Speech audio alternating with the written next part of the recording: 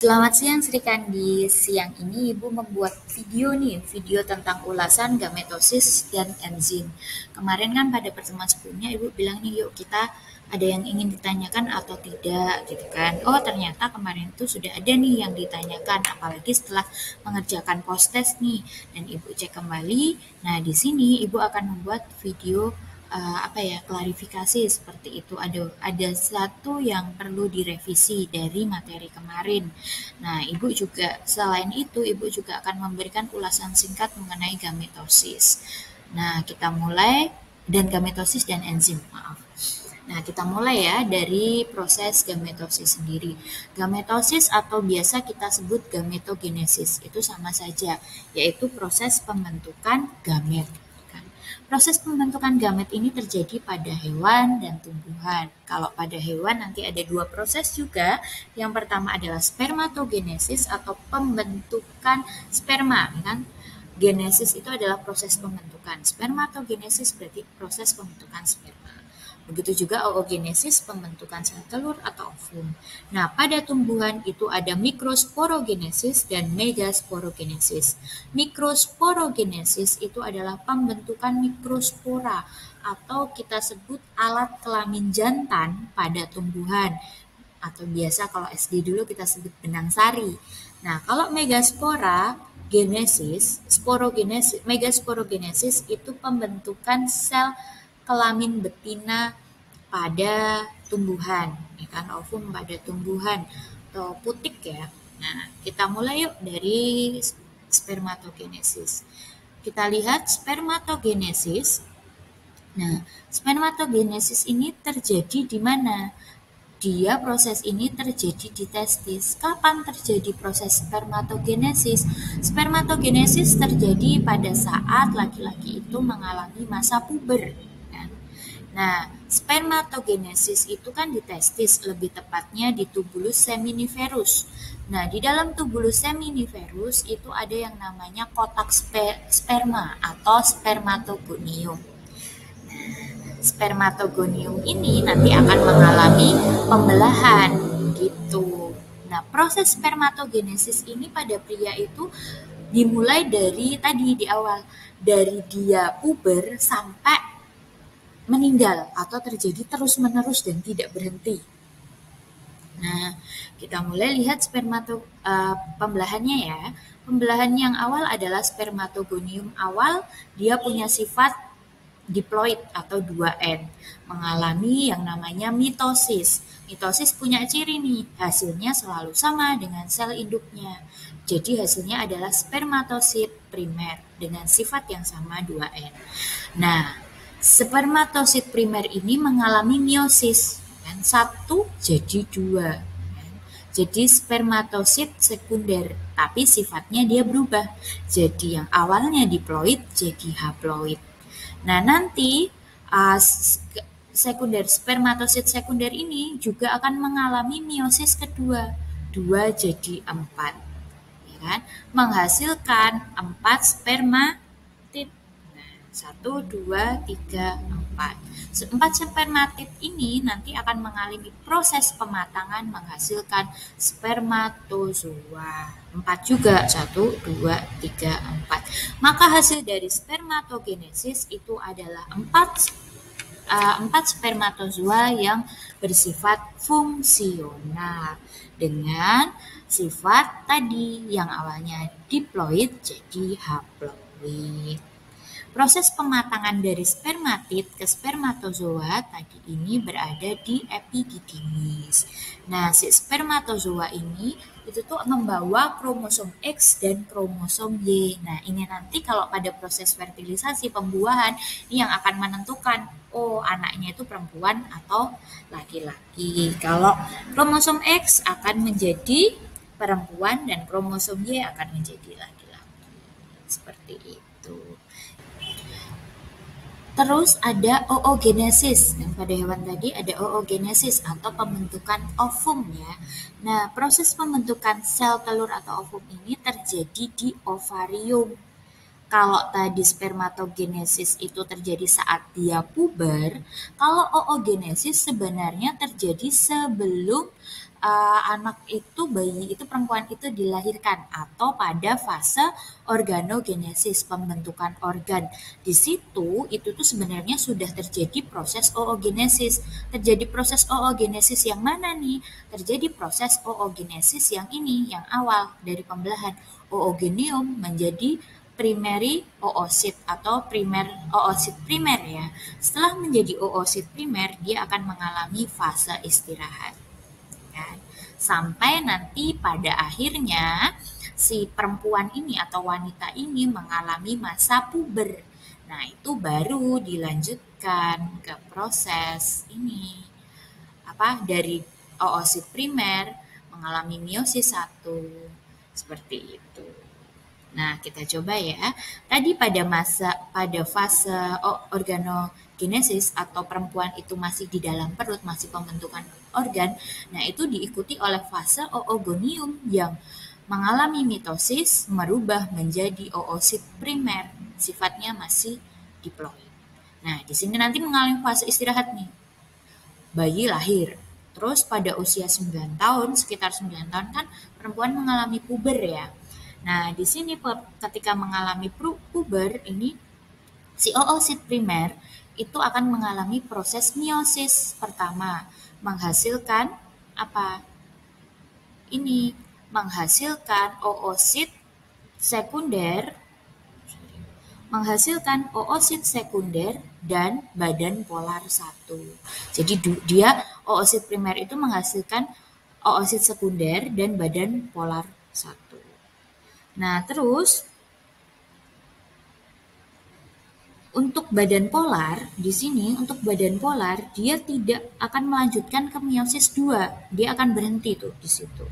Nah, yang dilanjutkan meiosis 2 itu adalah oosit sekunder. Jika oosit sekunder ini tadi mengalami fertilisasi, kan, maka dia akan membentuk satu ootit dan satu badan polar. Tetapi kalau si oosit sekunder ini tidak mengalami fertilisasi, maka dia akan melebur di endometrium atau biasa kita sebut haid itu ya, menstruasi. Nah, tapi kalau mengalami fertilisasi, lah dia jadi ootit.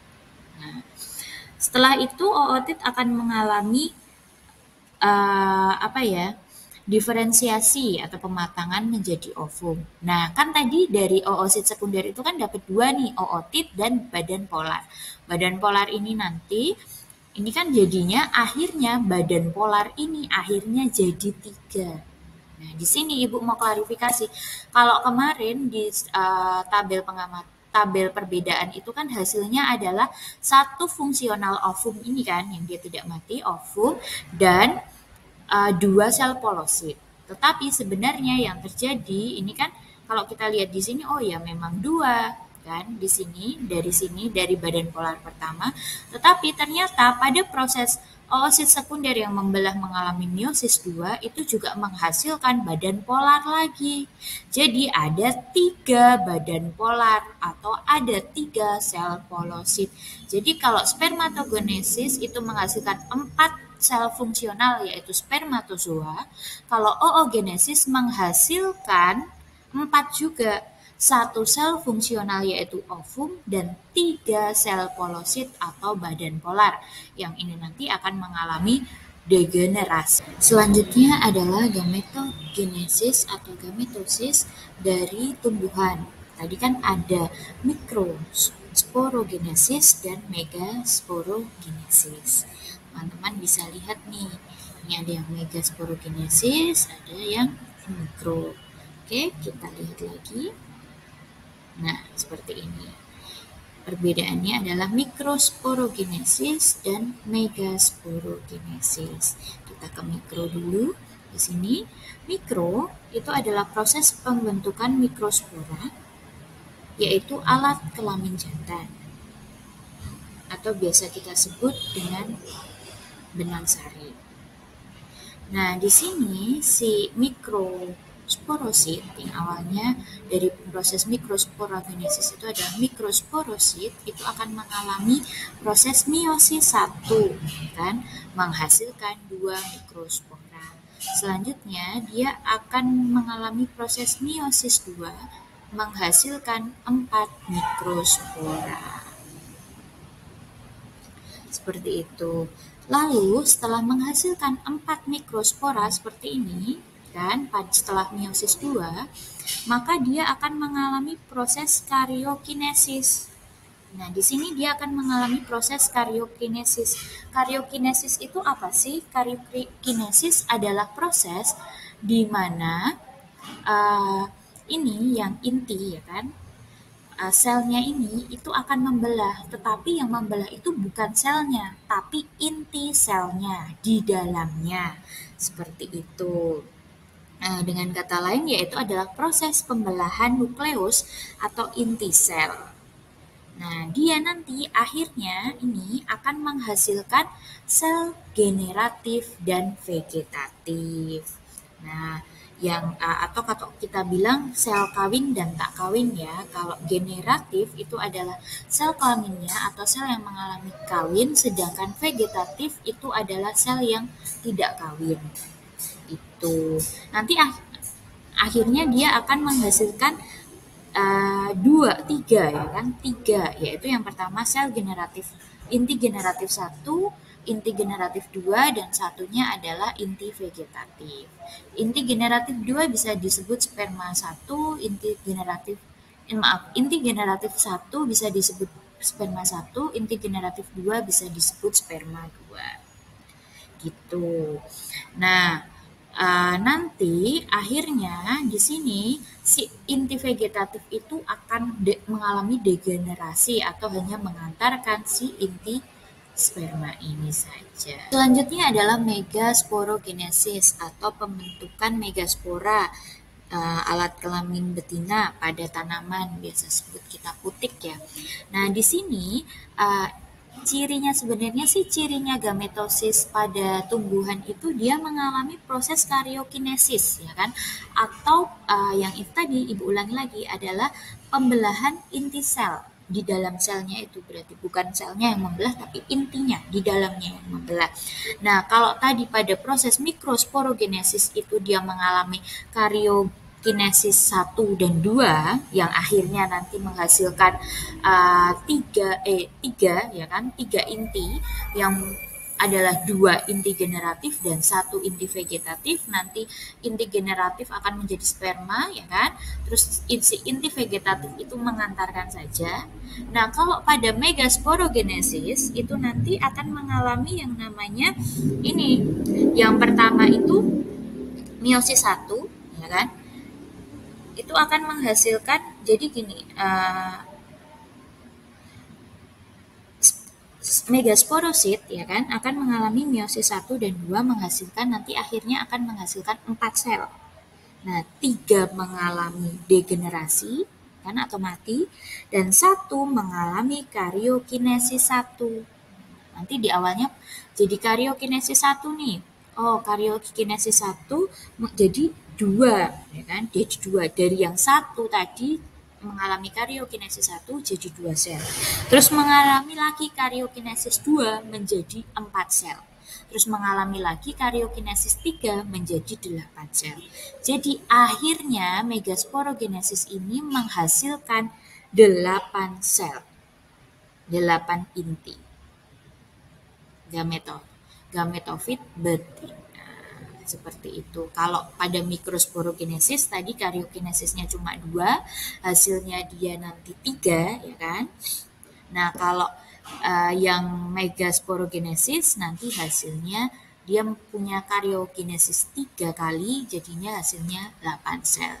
Nanti pada sel telur itu bisa teman-teman hitung sendiri, intinya itu pokoknya ada 8. Nanti ada inti polar dan ditempatkan 3 di atas, 4 di bawah, ya kan? Seperti itu. Nah, terus lanjut nih kita pada materi enzim. Sebelumnya pada metabolisme ya.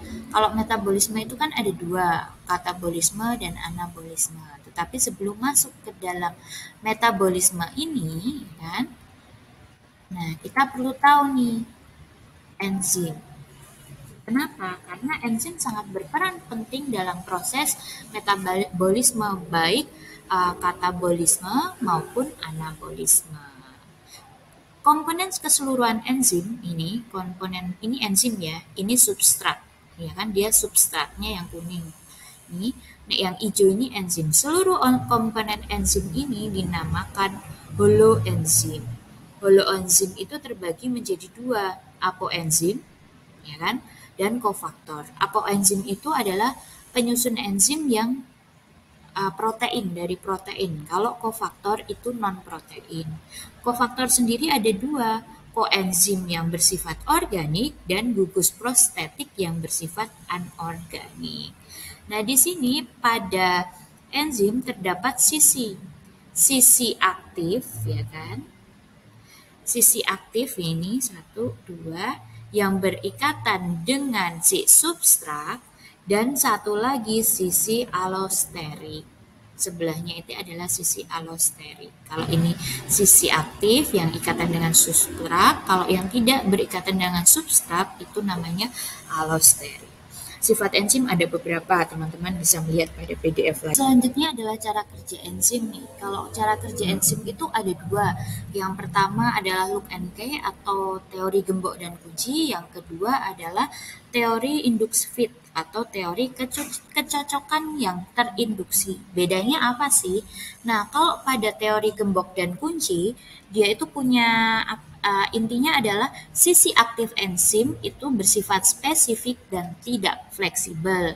Maka bentuk enzim dan substrat itu memiliki bentuk yang spesifik.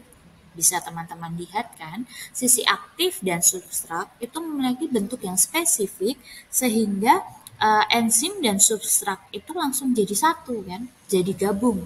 Nah, itu sampai menghasilkan produk. Dan ini enzim ini tidak ikut bereaksi. Nah, tetapi berbeda dengan teori induksi atau kecocokan induksi, di mana teori ini menyebutkan bahwa sisi aktif enzim itu bersifat fleksibel. Jadi seperti ini, meskipun enzim dan bentuknya, kalau teman-teman bisa lihat bentuknya tidak sama, tidak pas, tetapi nanti enzim akan menyesuaikan bentuk sehingga si substrat ini dapat berikatan atau dengan si enzim yang awalnya tadi kalau dilihat itu bentuknya U ya, itu terus nanti akhirnya sisi aktif enzim itu akan berubah jadi runcing karena si substrat ini ikatannya runcing. Itu sampai menghasilkan produk dan enzim ini juga ikut bereaksi. Itu dua teori dari cara kerja enzim. Enzim juga dipengaruhi oleh beberapa faktor ya teman-teman. Nanti teman-teman bisa melihat sendiri pada PDF-nya. Itu saja ulasan dari gametosis dan enzim. Kalau teman-teman masih bingung, bisa bertanya ke ibu. Nanti kita bisa membentuk jimit atau apa seperti itu. Nah, tadi klarifikasinya ya, hasil akhir dari oogenesis itu adalah 1 sel fungsional yaitu ovum dan 3 badan polar atau 3 polosit ya, bukan 2 polosit. Kalau si spermatogenesis itu tadi menghasilkan 4 sel fungsional atau 4 spermatozoa. Itu sih. Nah, selanjutnya nanti setelah teman-teman mendengarkan ringkasan dari materi gametosis dan enzim, teman-teman akan membaca nih sedikit punya waktu setengah jam ya, masih setengah jam, teman-teman membaca mengenai anabolisme. Kita masuk materi metabolisme. Metabolisme itu kan dibagi menjadi 2, anabolisme dan katabolisme. Nah, teman-teman baca dulu deh anabolisme itu apa. Minggu depan kita akan membahas anabolisme lebih dalam. Kalau ada waktu lagi kita akan, kalau waktunya masih, kita akan lanjut ke katabolisme. Seperti itu. Oh ya, jangan lupa nanti jam 12.45 ya teman-teman, memasuki jam ke-9, nanti pembelajaran biologi selesai nih. Nah, teman-teman akan sosialisasi mengenai pameran pendidikan yang dilakukan minggu depan. Gitu. Jadi nanti untuk materi minggu depan kita akan menyesuaikan. Seperti itu. Oke teman-teman, terima kasih. Semangat belajar ya. Kalau ada pertanyaan, silakan jangan ragu-ragu tanyakan ke Ibu. Video ini juga Ibu buat juga berdasarkan pertanyaan dari teman-teman nih. Ibu pengen teman-teman, oh sudah melihat nih materinya, oh masih bingung nih Bu, silakan boleh bertanya sama Ibu. Nanti Ibu buatkan video atau nanti kita bisa bertemu dengan Jimit seperti itu. Itu tergantung waktunya juga. Karena kita ini tadi kan nanti dipotong oleh sosialisasi. Maka Ibu membuat video. Oke, terima kasih teman-teman.